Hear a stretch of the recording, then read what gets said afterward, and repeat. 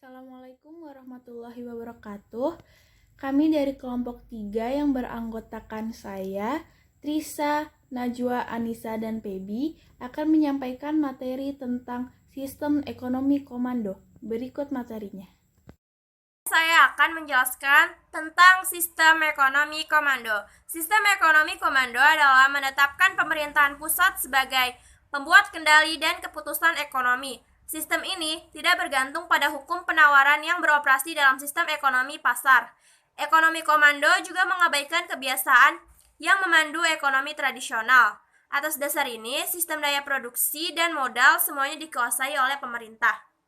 Beberapa negara yang menganut sistem ekonomi komando seperti Korea Utara, Cina, Kuba, dan Vietnam.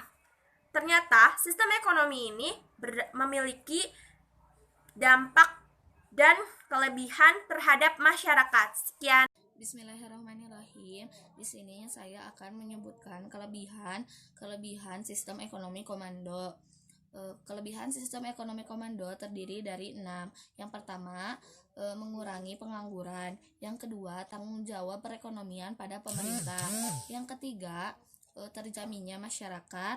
Yang keempat, kemudahan dalam pengendalian harga dan pemerataan. Yang kelima, inflasi mudah dikendalikan. Dan yang keenam, kondisi pasar dalam negeri akan berjalan dengan lancar. Kekurangan.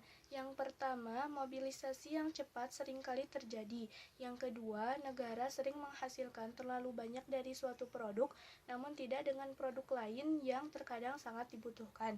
Yang ketiga, ekonomi komando menghambat inovasi. Karakteristik ekonomi komando. 1. Pemerintah menciptakan rencana ekonomi pusat.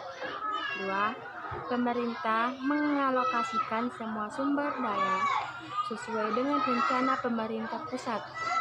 Yang ketiga adalah rencana pusat menetapkan prioritas untuk produksi semua barang dan jasa. Yang keempat adalah pemerintah memiliki bisnis monopolo.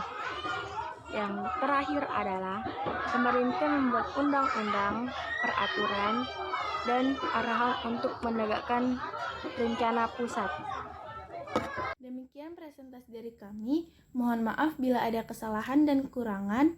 Terima kasih. Wassalamualaikum warahmatullahi wabarakatuh.